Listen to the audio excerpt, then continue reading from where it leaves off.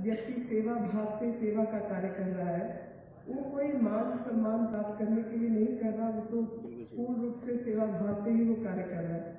लेकिन जब ऐसे लोगों को सम्मानित किया जाता है तो कहीं ना कहीं समाज में सही मापदंड बने, वो कार्य समाज को बनाने का, समाज को सही रास्ता दिखाने का जो कार्य है वो भी पूर्ण होता है।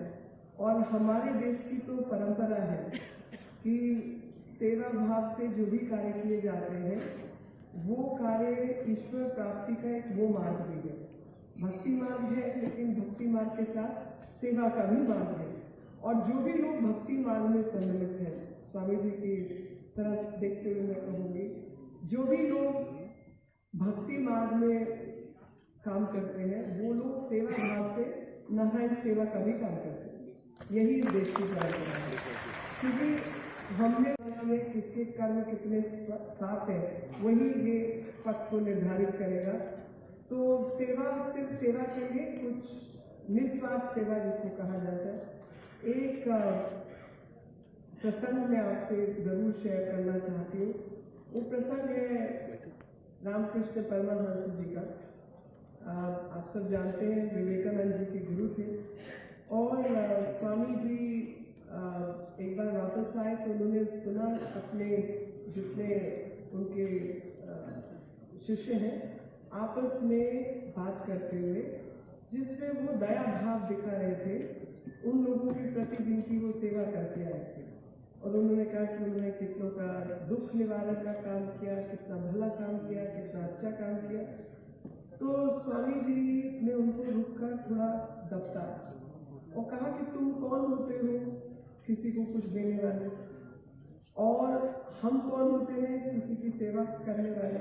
वो नर ही नारायण है, और उस नारायण के भाव से जो प्रेरित है वही नर सेवा कर रहा है, और हमारी प्रेरणा सिर्फ सेवा है, बाकी हम किसी का कुछ करने वाले नहीं है। हम तो निमित्त मात्र हैं कि हम ईश्वर के कार्य में जुड़े हुए हैं। तो आज जो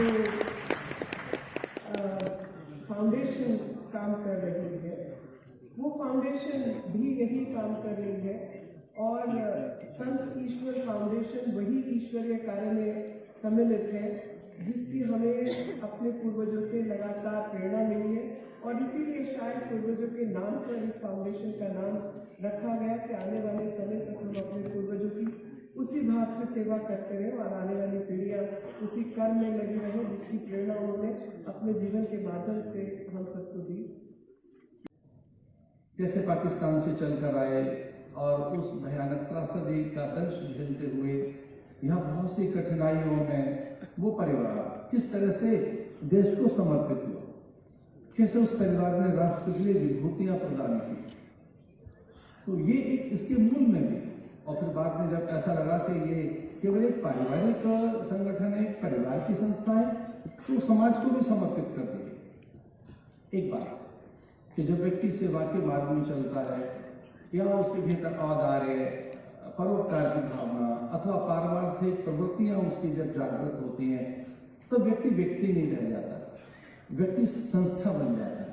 और संस्थागत व्यामोह, वहां की संकीर्णता, वहां की आसक्ति, जड़ता से भी अगर मुक्त हो जाए तो व्यक्ति फिर सिद्धांत बन जाता है।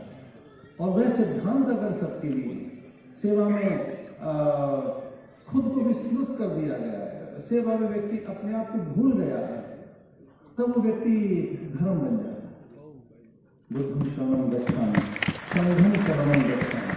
तो व्यक्ति किस तरह से संस्था बना, कैसे वो संगठन बना, और फिर किस तरह से वो धर्म हो गया। तो कभी कभी व्यक्ति धर्म हो जाता है, जैसे अग्नि का धर्म दाहकता है, जल का शीतलता है, अन्न का पाचकता पौष्टिकता है, धरा में उर्वरा है, आकाश में अनंतता है।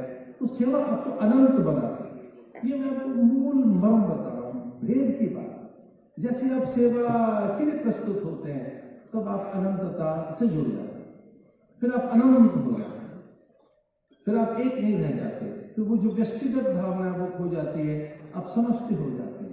और सेवा भारतीय संस्कृति की मूल अभिव्यक्ति है। जो सेवा है वो भारतीय संस्कृति का मूल लक्षण है। मैं अन्य परकीयों के सेवा कार्यों से कोई तुलना नहीं कर रहा हूँ, अन्य में छल की प्रवृत्तियां हो सकती हैं, प्रकाशन की प्रवृत्तियां हो सकती हैं, अधिक आदर पाने का भाव पैदा हो सकता है। पर जिनको आपने चिन्हित किया है इन सबको, ये सारे के सारे वो सुदूर क्षेत्रों में कार्य करने वाले लोग हैं। आदरणीय मीनाक्षी जी ऐसा कह रही थी तो वो सम्मान पाने के लिए नहीं कर रहे थे। उनका कार्य तो बिल्कुल बड़ा निश्चल है, बड़ा निर्दोष और बड़ा सहज और स्वाभाविक। तो वो कार्य को पहचाना गया ईश्वर संत फाउंडेशन के द्वारा और आदर किया गया इस बात का कि वो एक निश्चल मन से कार्य कर रहे हैं। देखिए छोटी सी बात है, मैं पेड़ की बात करूं तो जिस तरह से एक पेड़ अपनी गौन छाल छाया पर एक हल्का सा अंतर दिखाना चाहता है कि कुछ लकड़ियां ऐसी हैं कि वो चूल्हे में जल रही हैं और उधर की अग्नि को शांत कर रही हैं। चूल्हे में जलकर वो बड़ा कार्य कर रही हैं, अब वो भोजन बना रही हैं। लेकिन कुछ लकड़ियां हैं जो संविधा बनकर हवन कुंड को समर्पित है। कुछ लकड़ियां फिर वो संविधा बन गई है, वो फिर वो मूर्ति जो बनी है वो माथे से लगाई जा रही है, वो भस्म बन गई है। हाँ, कुछ लकड़ियां ऐसी हैं न केवल चूल्हे की अग्नि को में जल रही है, वो शमशान में भी है और दाह संस्कार के भी कार्य में आ रही है। पर वो विभूति किस ढंग की है, चूल्हे की विभूति या भस्म किस ढंग की है, उसे तो भस्म कहते भी नहीं, उसे तो राख कहते हैं। भस्म तो हवन कुंड से बनती है। किस ढंग से आप होम कर रहे हैं अपने को, किस ढंग से जी रहे हैं आप। ईश्वर संत फाउंडेशन ने जब देखा कि केवल हमारा ही कार्य नहीं है तो पूरे समाज का कार्य है और समाज को समाविष्ट करना है, तो ये एक बड़ा उनके पास भाव है, औदार्य भाव है। जिस ढंग से पूरे भारत का सम्मान होते हुए देखा, वनवासियों का, गिरिवासियों का और सुदूर क्षेत्रों से आए अथवा विद्या के क्षेत्र में जो कार्य कर रहे हैं, अन्य अक्षर औषधि के लिए जो समर्पित हैं, उत्तराखंड से, अरुणाचल से, पूरे देश को हम यहाँ सम्मानित होते हुए देख रहे हैं। तो इसका अर्थ है कि भारत के स्वभाव में ही सेवा है और देना है। तीन चक्की भुंजी था मां तीन चक्की न भुंजी था, त्यागपूर्वक हम भोगें जीवन को, त्यागपूर्वक। और जो है उसमें ऐसी भावना रहे, वो मेरे लिए नहीं है ना, इधर नमम, वो मेरे लिए नहीं है, ये भावना भारत की है। और इसी भारत की भावना से जाने कितने संगठन ऐसे हैं जो सामने ही नहीं आए। जिस ढंग से हम गौ की सेवा के लिए है, दीन दरिद्र के लिए, उपेक्षित अभाव ग्रसित के लिए अथवा हम अन्यों के लिए जिस ढंग से हम समर्पित हैं, हम तो ऐसा भी मानते हैं कि सारे अंश मेरे लिए नहीं है, वो अंश दूसरों के लिए। तो मैं इस अवसर पर ईश्वर संत फाउंडेशन को इस सम्मान के आयोजन को देखकर बहुत ही आनंदित हूँ। आप में से भी बहुत से लोग ऐसे हैं जो बड़े कार्यों में समर्पित हैं।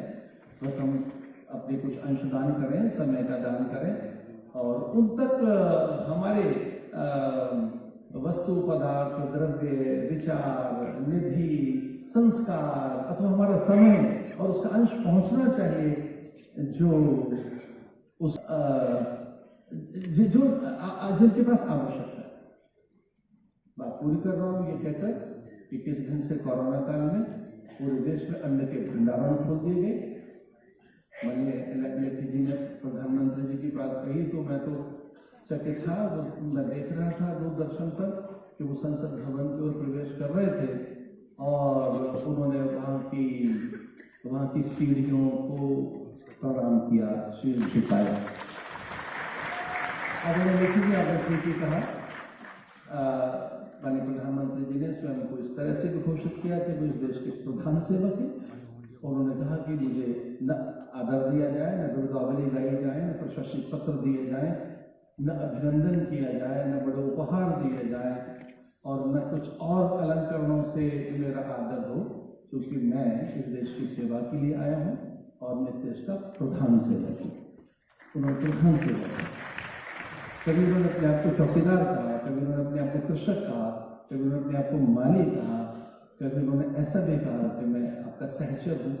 और उस पूरी सेवा प्रवृत्तियों में जिस ढंग से आज देश खड़ा हुआ है 8 वर्षों में, आप भी उस दल का एक सक्रिय प्रभावी हिस्सा हैं और मैं बहुत ही आनंदित हूँ कि हमारा देश अपने उस सेवा के भाव को अपनी मूल अभिव्यक्ति को निरंतर सुरक्षित रखे हुए और यही चीजें हमें आगे लेकर जाएंगी।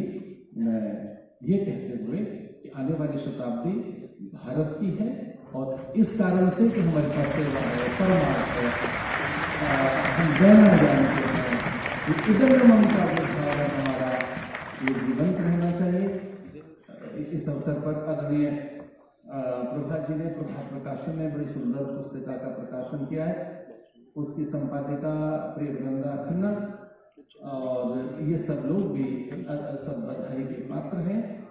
पूज्य संतों की उपस्थिति में पूरे देश भर की दिव्य विभूतियों की, विशेषकर यहाँ तीनों प्रकार के लोग बैठे हैं। यहाँ शासक भी बैठे हैं भारत के, यहाँ प्रशासक भी हैं और यहाँ भारत के संस्कृति उपासक भी बैठे हैं।